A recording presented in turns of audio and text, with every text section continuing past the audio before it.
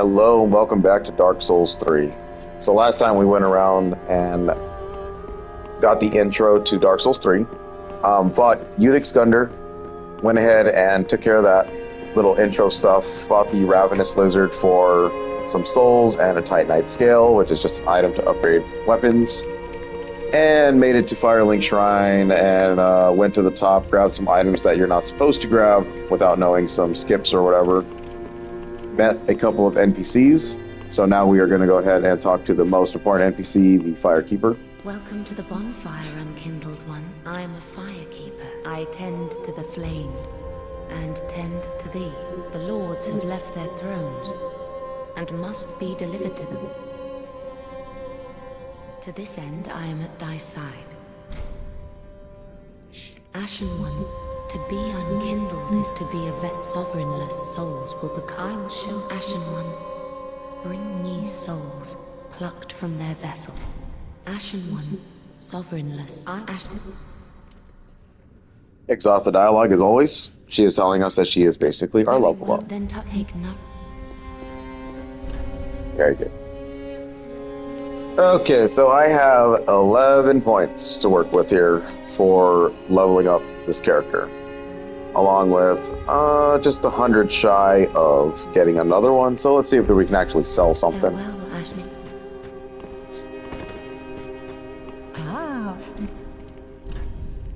Let's see.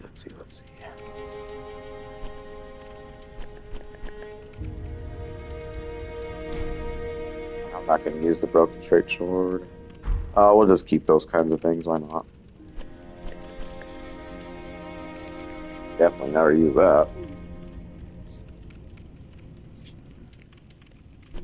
I generally don't like selling off equipment because it's sometimes they're unique, you know, and you won't be able to buy them back or anything like that. So I kind of keep it in my storage because I don't know, I'm just like that, I guess. So what we'll do is I'll just sell a consumable. I'll just sell one bone because I don't really use them that much anyway.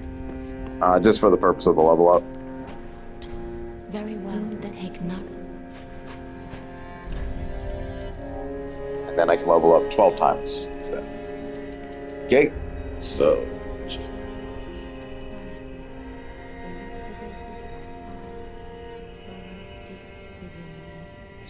So if we want to run a spear run, we are going to need strength for it, so it's going to have to be at least 11 strength. And 10 dexterity, which we have enough of.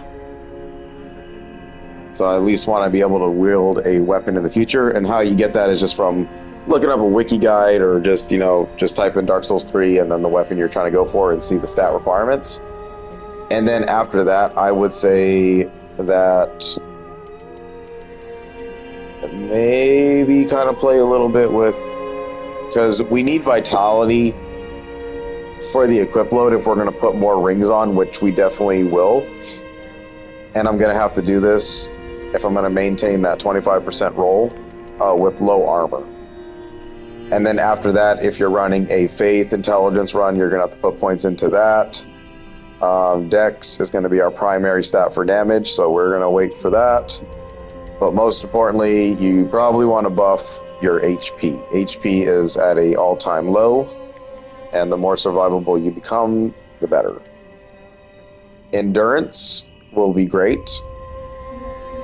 I try to keep endurance and vigor like kind of balanced for the most part until endurance starts falling off, because the more stamina we get, the more moves we can do, and you know, more running in battlefields and stuff like that. Attunement is only good for your FP and some kind of resistances throughout the sides there. So play with attunement as much as you want. If you want more slots, you're dabbling into faith or intelligence, you're probably going to want more slots for your magics. And that's it. But vitality is kind of like a end game thing, but I'm doing it now because I already know that I'm going to run out of equip load when I start putting on other rings, because you can put up to 4 in Dark Souls 3. And then Dex is fine right now where it's at. But as long as we meet the requirements for our future weapon and our health is up and our endurance is improving, we are good to go to level this up.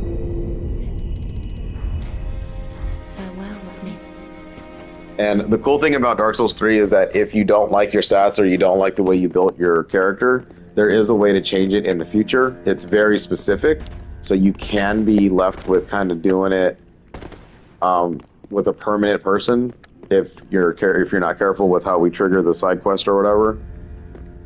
And yeah, that's pretty much it for Firelink. Ashen, produce the coiled sword at the bonfire. The mark of ash will guide thee to the land of the lords, to Lothric, where the homes of the lords converge. Ashen, so that is kind of mostly hidden dialogue because some people just completely skip her. When she is bowed to, she will give us a special gesture back. So just like the doll, bow to the Fire King. So we're going to go ahead and produce the coiled sword.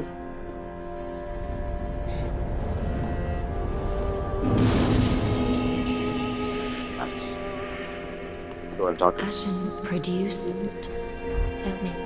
and that's it. So if you're done with all that, if you want to continuously just run back and forth, and I mean like theoretically you can produce as many souls as you want from killing off the regular guys, go ahead and do so. It's going to probably take forever and a day to do that, so just move on to the next story point of the game. If you want to organize your box, go ahead and do this every single time that you stop off.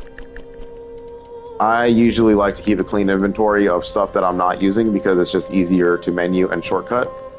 So if I know I'm not going to use these kinds of things, or if I get desperate, I might want to keep one shield behind. Armor as well, in case I am taking too much damage and I need to do a switch up. But if there's weapons I know I'm not going to use, then I just get rid of it. Attuning your spells, if you have any spell slots available and you have spells to equip inside of it, you will put them there so that you can use the item or use the spells. Undead bone shards, we will get to that when we get to that. And then you have leave or travel. You also see a bonfire level. The bonfire level is when we use the undead bone shards. And all it really does is just make your flask stronger. So when you travel, you will see that you can R1 and L1 tab here. L1 over here to Firelink, the Cemetery of Ashes where we started, and then Udix Gundyr, which is the very first boss of the game. So like I said before, you do not have to rest at the bonfires in order to put them in your little, slots here. They just automatically do as soon as you light the bonfires. But we are going to the High Wall of Lothric.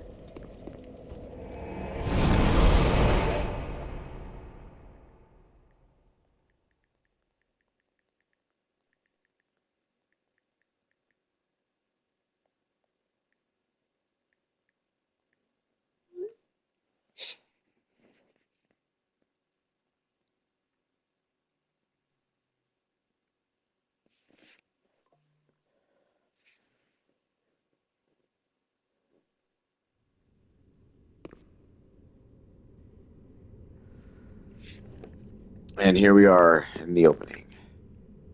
Don't really know what this is all about, but this is pretty cool. An area that we will never come back to. At least I never come back to.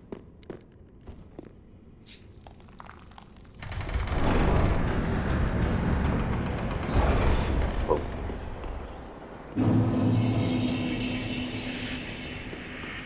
So the Soul games just love to show you places that you're eventually going to go to, like in the future.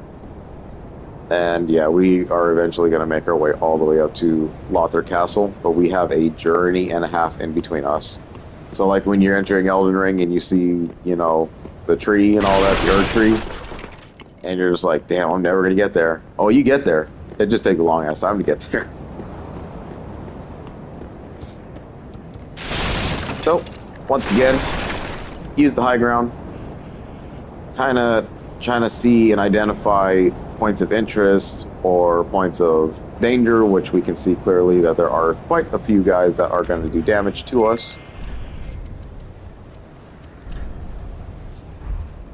For this area, I would suggest putting on your fire bombs now. because we have some disgusting enemies to deal with. As much as you can in Dark Souls, try to avoid like dive bombing off of platforms, because it's just unnecessary chip damage that you take.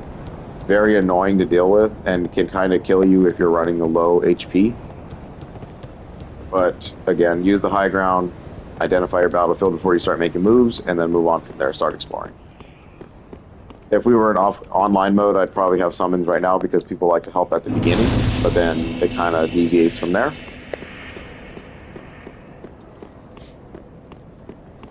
This is an ambush point, so we saw him kind of breathing from down on the hill.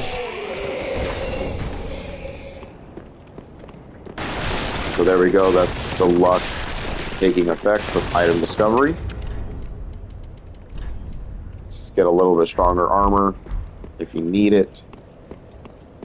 I'm going to opt to go to this side first because I know that this is a block. Okay, dogs. So they got really shit poise, and I've honestly never really tried to roll past them or anything. I just kind of shield up and let them bounce off the shield for an easier kill. But seeing that I'm not using a shield, I'm not going to have that kind of opportunity.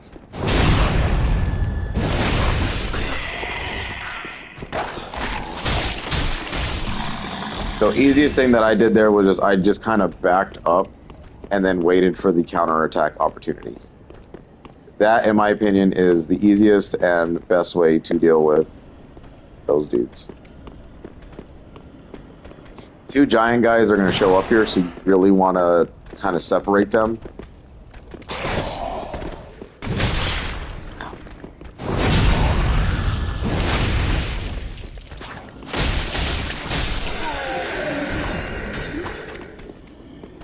So the enemies have iframes too when they're getting up after a backstab or knockdown. So just kind of plan it the best you can.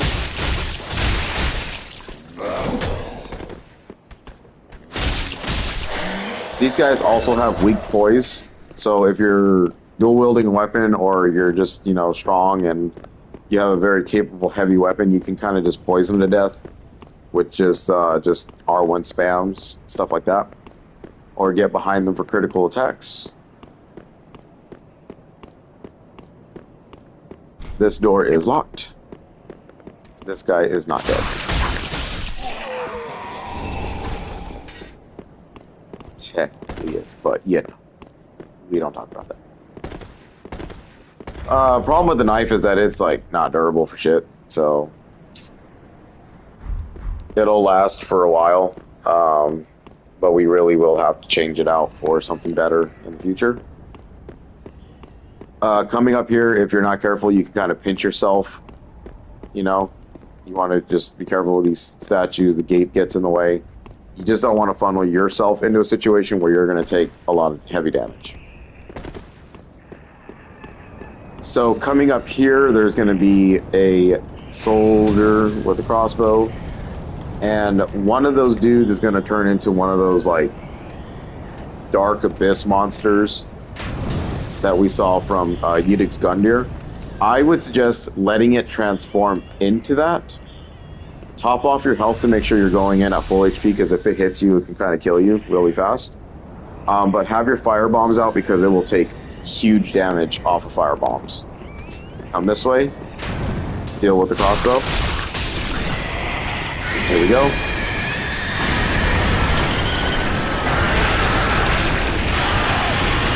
And then just kind of pelt this dude.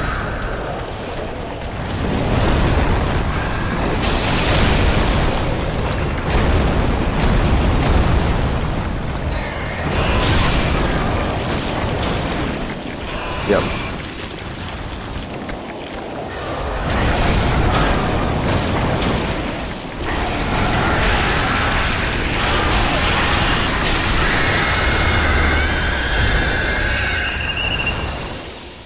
So very risky, obviously you saw there. They do have a high chance of dropping embers and shards. So not always guaranteed. I think the shards might be a guaranteed loot drop, but the embers are definitely not. So that was a good scenario. If you want to have an easier time, make sure that you are embered throughout every zone.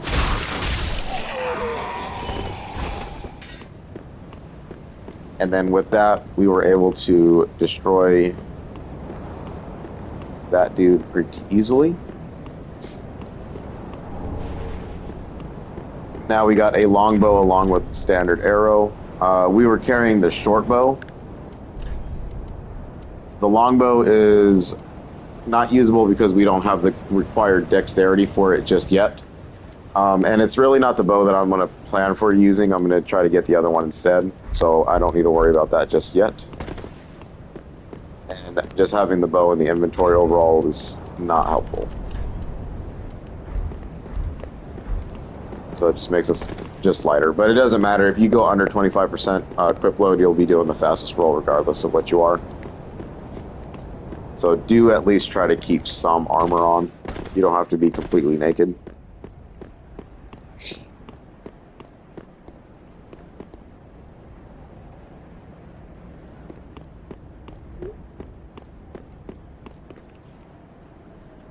So anyway, risky play there, but if you want to, you can just kind of pop a bomb, run up to it, and just start doing some slashing damage or whatever. Get away from it another distance, pop another bomb, and it'll get staggered from, you know, the continuous fire damage that it will take. If you want to play it that way, it's fine. But what I'm going to do now is I'm actually going to go back to Firelink and use those souls that I got in order to buy more fire bombs.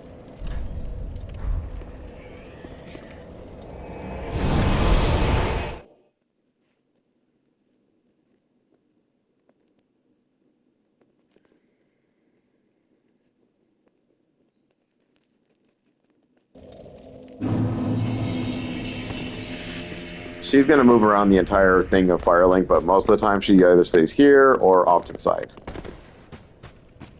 Ah. Ashen one. And I generally just like to use the early souls from these enemies, not to really level up, but to buy items that I'm going to need for the future. Because souls are only really gained through boss fights or helping out other player characters. And like kind of bigger and more difficult enemies, but there will be like a soul farming route that you will learn of, you know, eventually. And obviously when we go through different zones, you'll pick up more souls from the harder and more difficult enemies from that kind of stuff. But as it is right now, Dark Souls isn't really a game about leveling up. It's more of, like I said, just learning movesets, counterattacking when need be, and upgrading your weapons and just kind of learning, you know, what killed you the last time. So come over here, there's going to be a hostile hollow. Deal with that guy quickly. If we allowed him to kind of get off that screech, he was going to awaken a bunch of these dudes, and they would have went mad and started attacking us. These guys are real easy to kill. You can just kind of pop them. But since I'm using the knife, I don't want to waste too much of my durability on these lesser guys. You want to take this upper platform first. You're going to have another one of these dudes right here. Just kind of rush them. Lucky drop for the Titanite shard. That was really good. Ambush around the corner. Whenever they're lit up like this, that's probably indicating that they're alive. But if you need to, just strike at them and they'll wake up. Binoculars, very good for obviously seeing far distances. So you can scope out your battlefields. And the biggest use for the binoculars is if you want to line up your shots for your bows or your crossbows or your spells. Because there's really like no aiming reticle when you go into it that's very useful unless you're like in first person mode. So if you're just trying to spam bullets away or whatever, then just use the binoculars, kind of aim what you're aiming at, and then just continuously hit the fire button.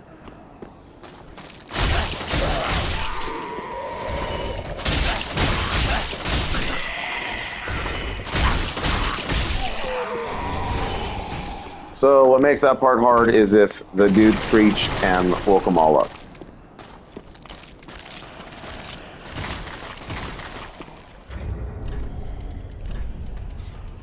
Now we got 2 iron round shields. That's where you get them from, those dudes, so you can get that pretty early. Coming around this corner, you drop down, you'll take damage. I'm telling you, fall damage is ridiculous.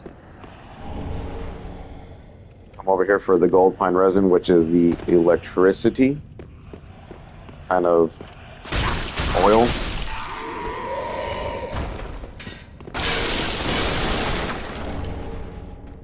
When you get in these situations of like rooms that are tiny like this, take the opportunity to break any and all obstacles. This guy is having a spaz moment. Very good. Because if you get hung up on these things, they can be the difference between life or death, to be honest. This guy over here, he's kind of a nitwit. Yep.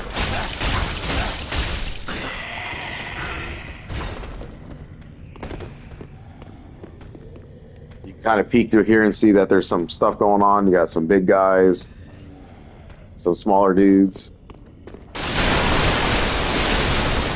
His AI was activated to ambush you through those barrels, so whatever.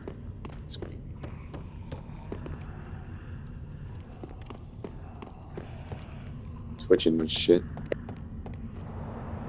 Go ahead and hold down circle and hold up circle when you're climbing ladders to go down and up them faster.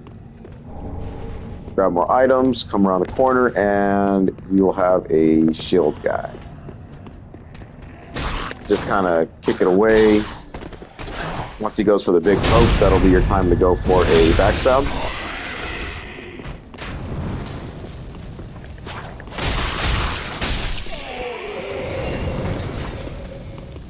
Usually that guy pops me in the back, which is hilarious. I didn't get hit. Alright, so for this part, you have 2 choices. You can run straight forward into that crowd of crap, or you can go up here, and we're going to need to make a run really fast. Be careful not to get hit. Open this gate and slide right on it.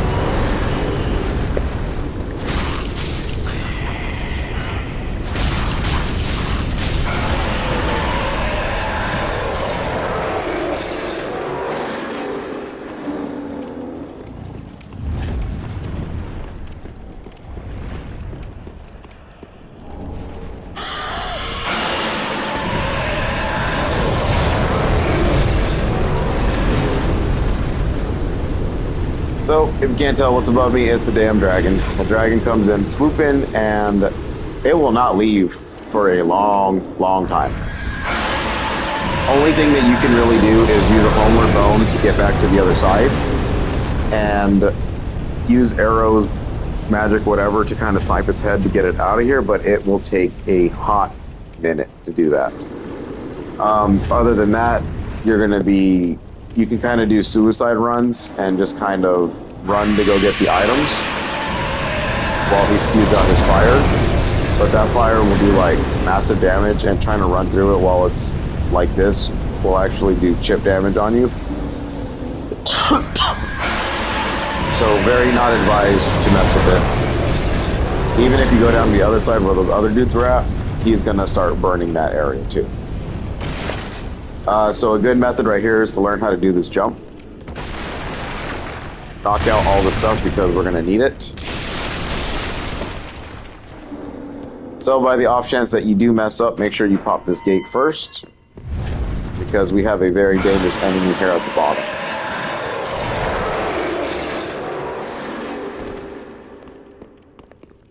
And this will be our first instance of a mimic. So you want to go ahead and roll through all of the obstacles in the room so that we don't get caught on anything while we're fighting this guy. Because like I said before, obstacles can be the difference between life or death.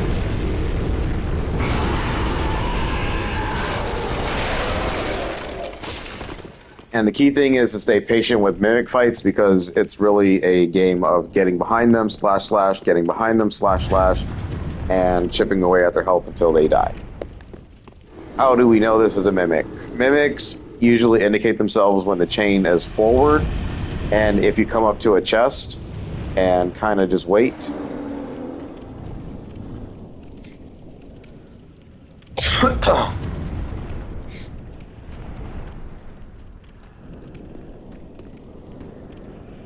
Let's see. Should start cracking itself in. Yeah.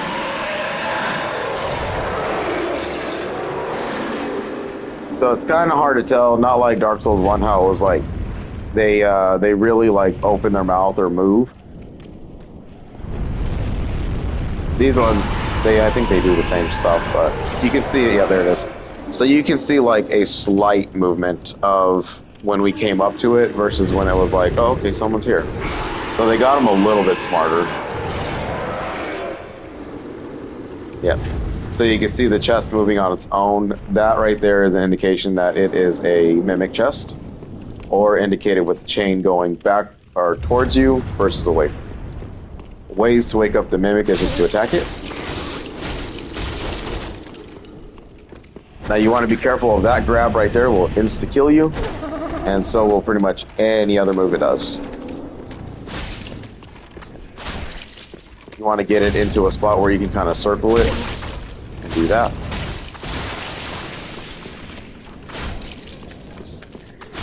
Just don't get greedy with it.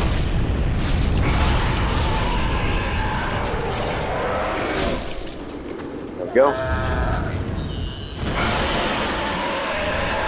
Kill it for a deep battle axe.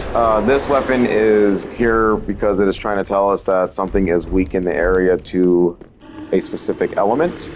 So the dark battle axe has the dark attribute attached to it, meaning that whatever is weak to darkness is going to take more damage from it.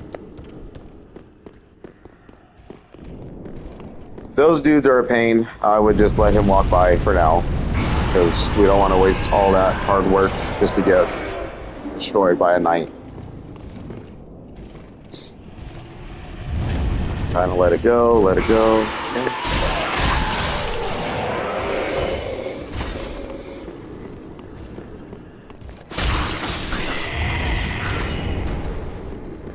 And you want to be kind of quick about it because he's going to come back. Come off to the left side here. That guy will try to ambush. He also has a bandit knife, so be careful. Walk the plank for the items. So we're getting a lot of fire bombs, which is good. We need those. Come up to the top. And go ahead and get the Titanite shards. And pop the bonfire.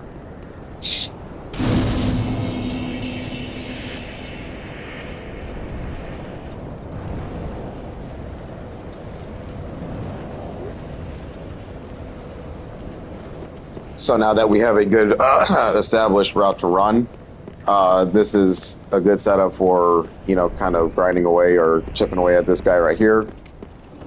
Knights are really good for a lot of stuff. Their armor's spectacular. Their swords are the most sought after thing in Souls 3 because they are the most powerful weapon of the game.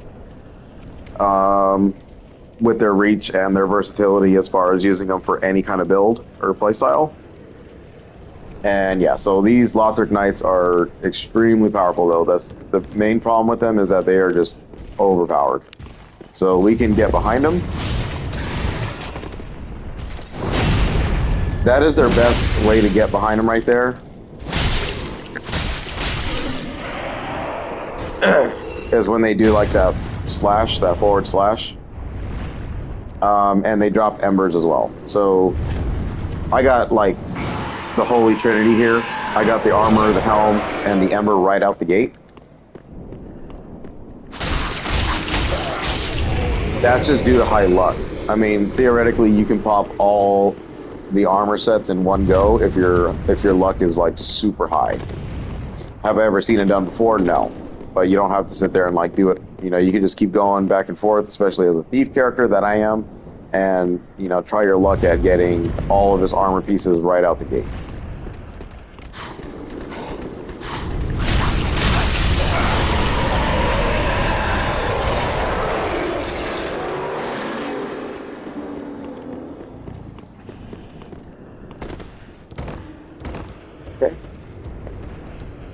So while coming down here, you'll see that there is a thief hollow that's kind of just walking around. Just kind of get underneath him and plunge attack.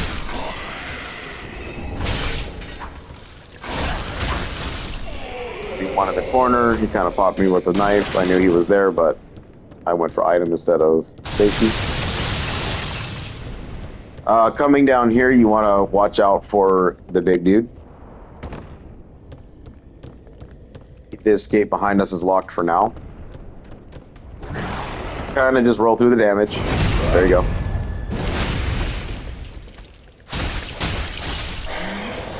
Take him out.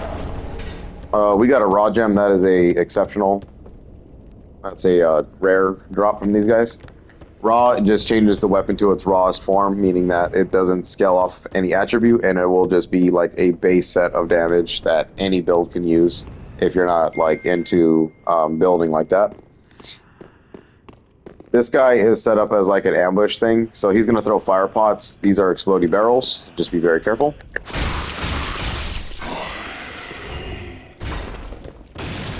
That is a Demon Souls trick. They try to get you in this little small room. That guy, he's supposed to aggro a lot earlier and just throw a pot at you, causing the room to explode, and it's pretty much just an insta-kill. But he's just not quick enough. This guy over here is feeling sorry for himself, so go ahead and just slash him away. The Mailbreaker, very, very good little dagger. Classified as a dagger, but it does huge critical. Like, if you are really good at getting behind enemies, it is a lot stronger than the knife itself, base-wise, but you can see that I'm doing a plus 21 versus the plus 5. So take with what you want out of it. What you lose is, even though it's a high critical, you lose the bleeding effect from it, and it scales E for the strength. So just something to be generally aware of. It's a great weapon though for criticals if you can pull them off. You're good at parries and riposting, but we will stick with the bandit's knife for what it is.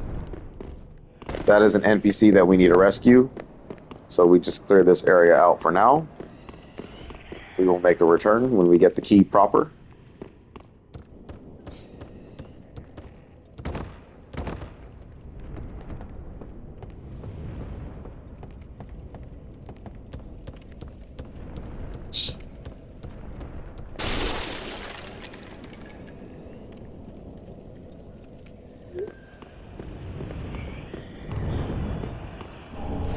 Soul of a deserted corpse here in the corner, nothing else in the other. This is an ambush point, so watch out. Yep. Usually he's not that fast, but that's probably because I was walking around taking my time. That guy jumps over the railing, like you saw. He just wanted a piece of us. Over here is another instance of one of those goopy guys.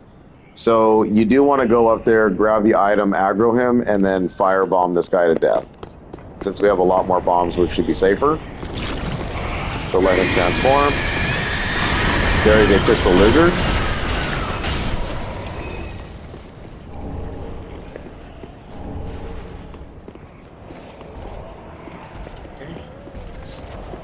Crystal lizards, if they run away from you and disappear, you're going to have to reset the world state just by exiting and quitting the game and then re-entering the zone.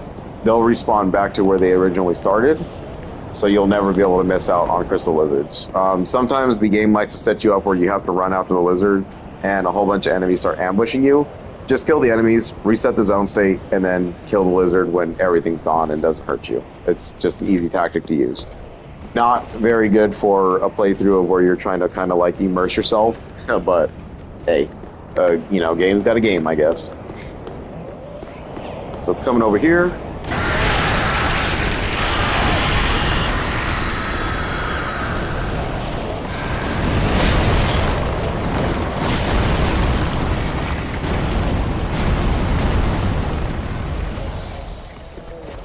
I mean, honestly, with these dudes, just don't get greedy with the shots, you know? Like, I knew I shouldn't have done that, but I did anyway.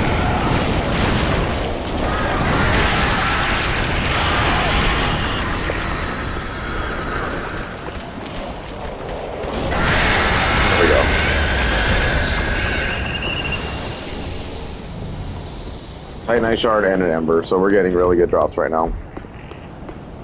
So we have a lot of Embers to kind of like put the Ember status back on us if we're really struggling with the first zone. It's just kind of what you want to do, but you know, just try not to die too many times. Because once you run out of Embers, then you lose the ability to do that. Until you fight and kill a boss or a PvP. Or help another player defeat a boss. So you can jump on top of this roof here. You're going to have to learn how to do that anyway when you're going to go get all the rings. Because a lot of things change as you play other New Game Pluses in order to get your Platinum. But for now, we don't need to do that, so we're just going to take the safe route and drop down the ladder. Watch out for the hollow shooting that. Go.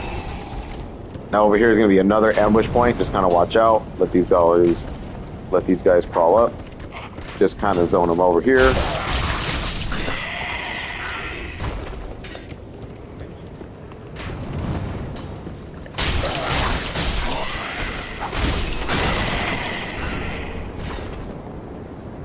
Other fire bombs. So that's the reason why I went and bought fire bombs anyway, was because I knew that it was going to take a little bit, and that guy on the rooftop can be a miserable show. Black fire bombs are just stronger versions of fire bombs. Come over here, run up to the top, watch out for him.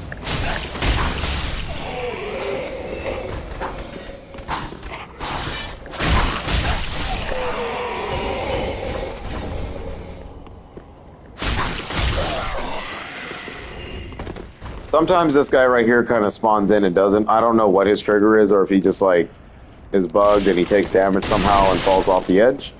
That guy almost got me, so be careful. He's like an insta-kill. He's off to the right side, just kind of chilling, feeling sorry for himself. I didn't deal with this room the best way I probably could have, so I showed you that bad way, but we made it anyway. Watch out for him, he's very difficult. Want to come around here and pop these pots. Kill this guy. Inside one of these pots was a dude. So just collect that. You get the Undead Hunter Charm. So dealing with these guys, I really don't have a good way to kind of tell how to do it. Because, yeah, they like to kind of do that.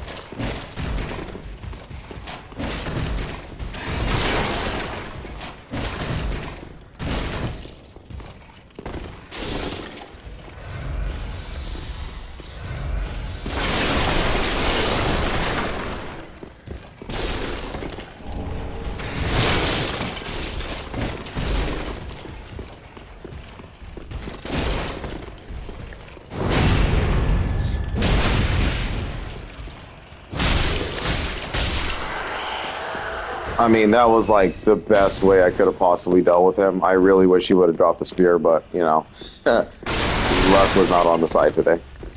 So when they have like those heavy wind-up attacks, it's just stay on their shield side and just kind of try to roll through and get an R1 off and see if you can get like a kind of in the back zone area stab, but like I said, there's really not a good strategy for me to kind of teach on how to do it.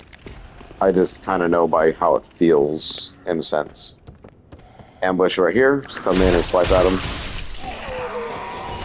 Come over here and pick up the best sword in the game, the broadsword. I don't know, I almost said broadside sword, but broadsword.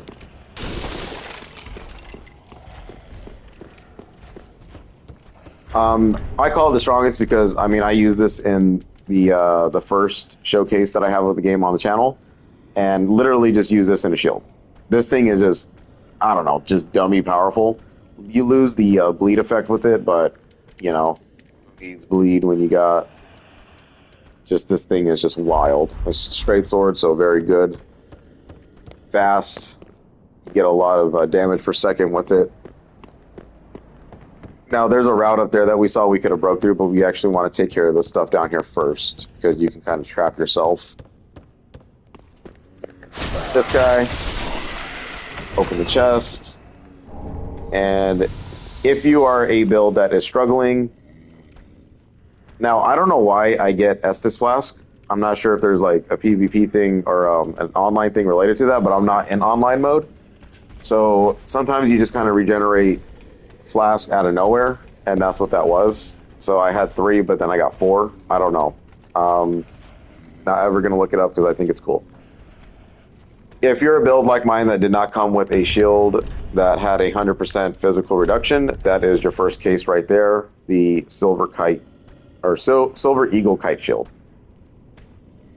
So the guard absorption is physical 100, meaning that any kind of attack that is not magically enhanced will just bounce right off your shield and protect you completely from damage.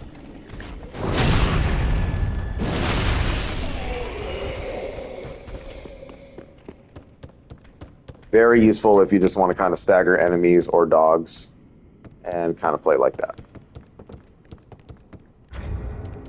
So we picked up a pretty cool item from those dudes throwing knives.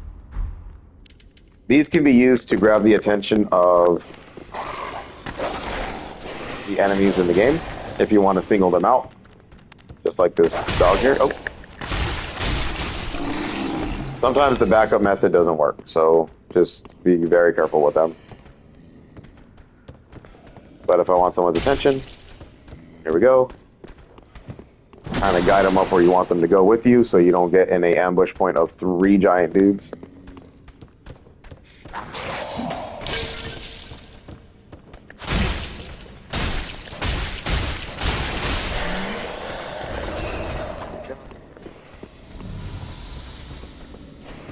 And that sound again, I ended up getting another flask back, so now I'm full on flask, which is phenomenal.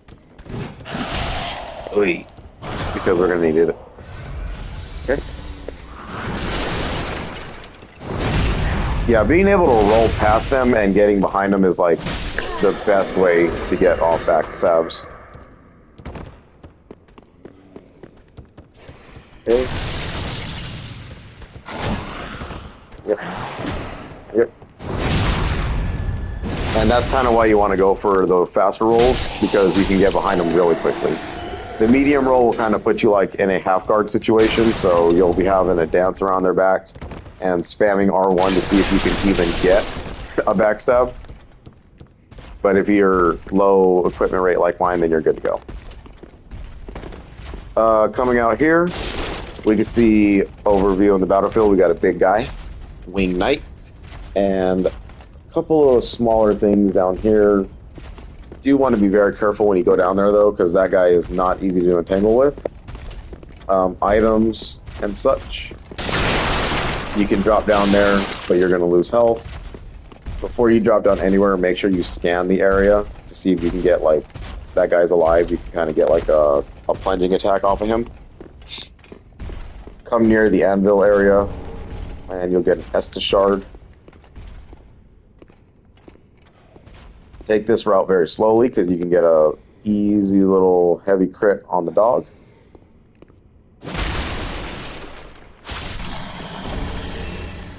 And that is the cell key. That's what we needed to rescue one of the NPCs of the game. Okay.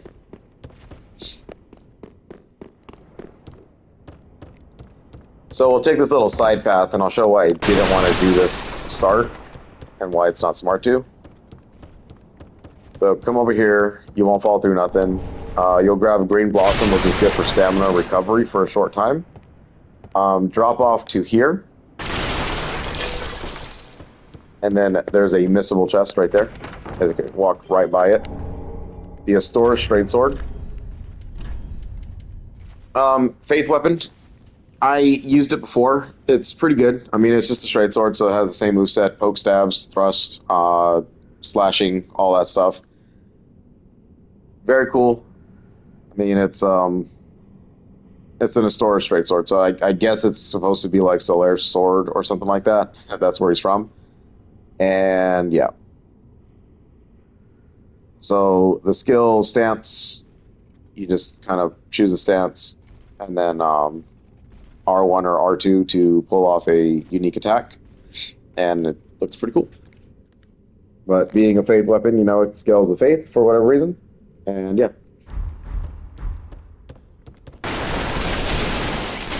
Honestly, the longsword is probably a better choice, but a straight sword for straight grit, I guess.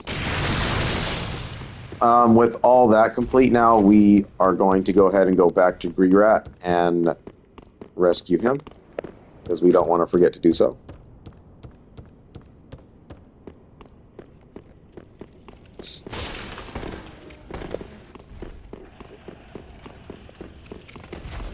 Now, who's still alive? Shit.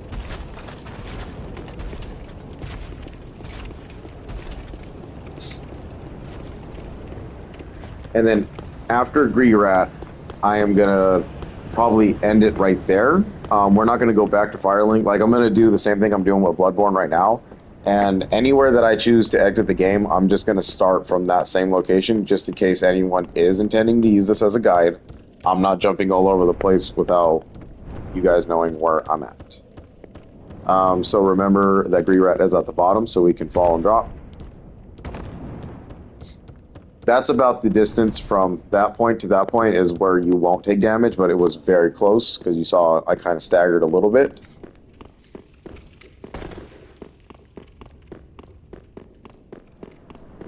And then go ahead and speak with old Greerat.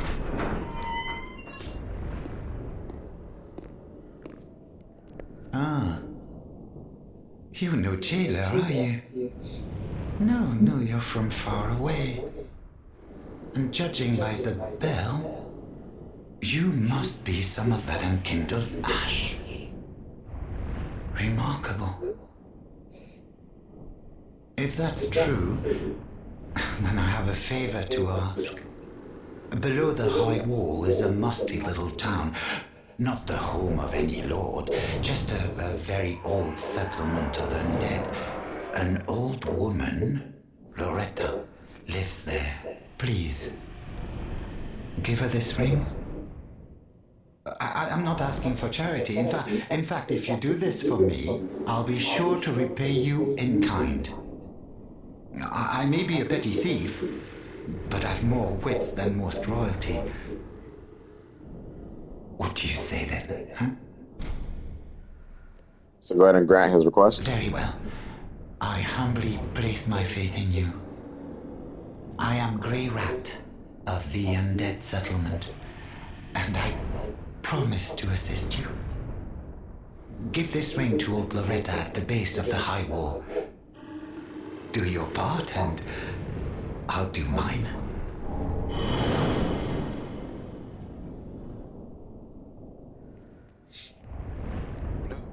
Tearstone ring.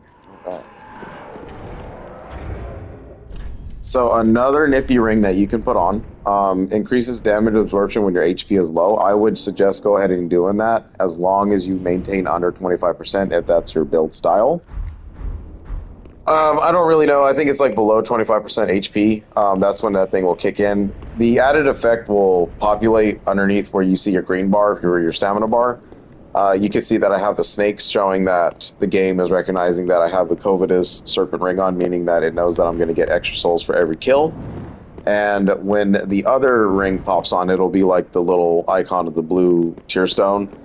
And that'll show that you're going to take reduced attack damage while you're in low HP state. So a little bit more survivability for 1 or 2 extra hits. Very useful for early stage, obviously. But that's going to be it for the part 2 of Dark Souls 3. When we continue on, we are going to go deeper into the beginning of the High Wall Lothric here, meet another NPC, and more than likely face off against the very, I guess I would consider it the second boss of the game. Udix Gundyr was kind of the tutorial boss, but whatever. I guess we can consider it the first one, since, I mean, I struggled with Udix when I first played Souls 3. Guessing a lot of people will struggle with him if this is like their first Souls game as well. So yeah, I guess you can get a you get an honorable mention for being #1 boss in this game. So thank you. I'll see you in the next part.